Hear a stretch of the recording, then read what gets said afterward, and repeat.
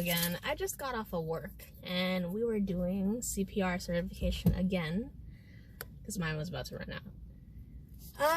So today I would like to just talk about self-care, honestly. And self-care could be so many things. Self-care can be physical, self-care can be psychological, self-care can be emotional, self-care are all those things.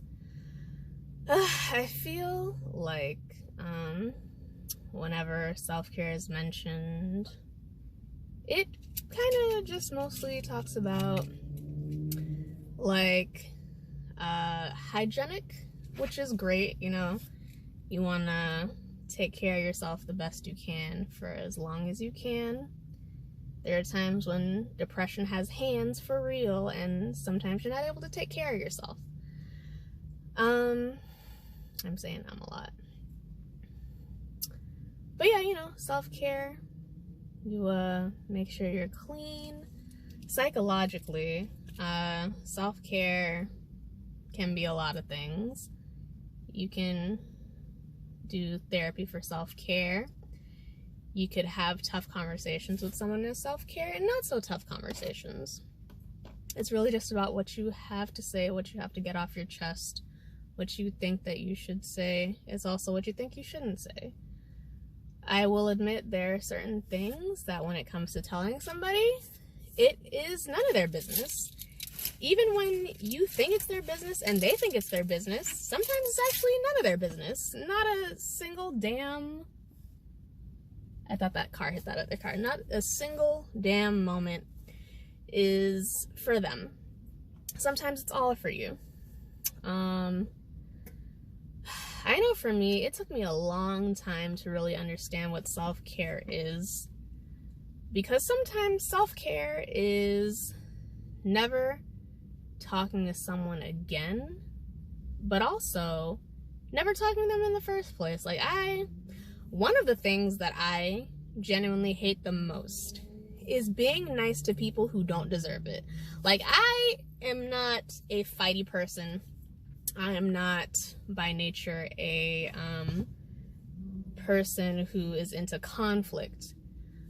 But there are some times where I've met someone for the first time, everything's fine and dandy, they're with the person that brought them, everything seems all good. And then later on I find out that they're a trash human being, and it's just like, well damn, I was nice to them for no reason. Now I feel stupid for being nice to them. But honestly, I'm sure that I've come into contact with people who feel that way about me, because even though I'm not one for conflict, obviously you can't avoid conflict, but there are some people who it's just like, you did not have to be this person, you did not do this thing. I'm doing this thing because I'm reacting to what you did to me. And you're going to take that however you're going to take that. You're going to feel some type of way about me. Not everybody can be friends with everybody or be nice with everybody. Obviously, because there are too many different types of human beings walking this earth for us all to get along. And I'm not just talking about like culturally or appearance-wise. I'm talking about like just in general. Some people don't vibe. And as much as it hurts, sometimes you just gotta let that person go. But there's still a civil way to do it. Like, very few people actually deserve to be ghosted.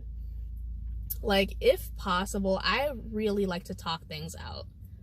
Because, yes, I have ghosted someone before when I was way younger. Because it was just, honestly, for the best. And I have been ghosted before just because it happens. And for most people, it hasn't really hit. But for sure, there was one particular person where it hurt bad. Like, there are still times where I think about it and it still hurts. Apparently people can't drive and it still hurts. Because I think about it and I'm just like, there's so many ways that we could have gone about having a conversation before this person just ghosting me. But I have to think about it and I'm just like, you know what? I feel like it was in their best interest for them to do it. Obviously, like I said, it's still, like, I'm still upset about it because I really did have love for this person. There was a lot of miscommunication and it's unfortunate, but they did what was best for them. And obviously what was best for them did not involve me. It did not involve my feelings. It did not involve like whatever was going to happen in my future. It was just whatever they had to do for them. Self-care in therapy, like, I understand that therapy is really expensive, but if you can get it, then I highly suggest it, because growing up, I didn't know what anxiety and depression were. I didn't understand what they felt like. I just knew that I was not okay.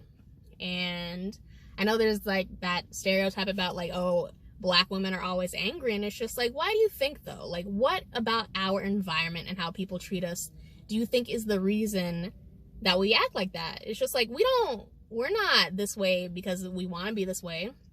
We get disrespected a lot. We get talked down to a lot.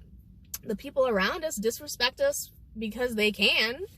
And I'm not saying it happens every day all the time, but growing up, I was disrespected pretty much on the daily just for existing. And like, you might hear me say that and you're just like, oh, that's impossible. It's very possible.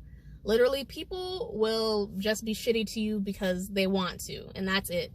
Like, just because a certain part of you they don't personally like, people will find a reason to have a problem with you for no reason. So this is all this video is ranting pretty much. But yeah, no, I had to find out in my early 20s that I've had depression and anxiety since I was in the single digit age. Real young. I'm talking about real, like, you didn't even know children this young could have it. But it was definitely developed because of my surroundings. I was lucky enough that I did not grow up in a financially hard place, but in terms of my formative years, I definitely got the shit kicked out of me. Not physically. I did get whoopings, but in terms of like how my formative years went, I got the shit kicked out of me metaphysically, I guess, or metaphorically, I should say. I am still learning how to have healthy relationships with people, because in terms of friendship or relationship romantically or whatever, oh my gosh, looking back on it, disaster, hot mess. Oh my gosh, now I understand why I could not maintain certain friendships or relationships. It wasn't happening. I was not ready for it. My communication skills were not as good as I thought. I literally always wanted the opposite of whatever a person told me, whether they were telling the truth or not, because I got lied to a lot and gaslit a lot and manipulated a lot, and I'm always came out thinking that I was a bad person for how things ended. But I'm just like, it is true what they say. After 3 months, someone will truly show you who they are. And so I should have waited, or like just not given certain people time of day, because sometimes it didn't even take them that long and they would just show me who they were. But my self-esteem was so low that I allowed myself to just be disrespected here and there, because I was missing a lot of crucial things that I needed, once again, in my formative years, that made me allow myself to get treated a certain way. I'm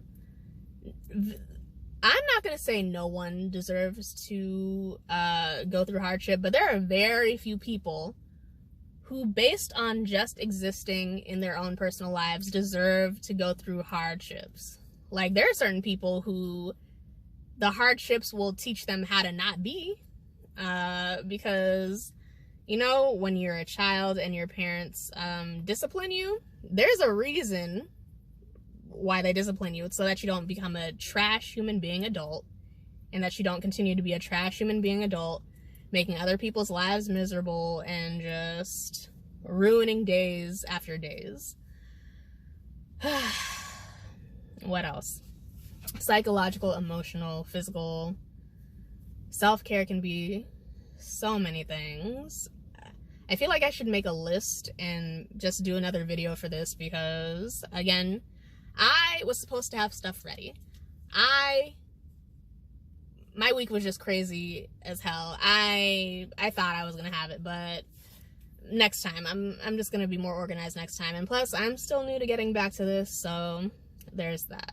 Yeah, that's all I got. That's it. That's all I got.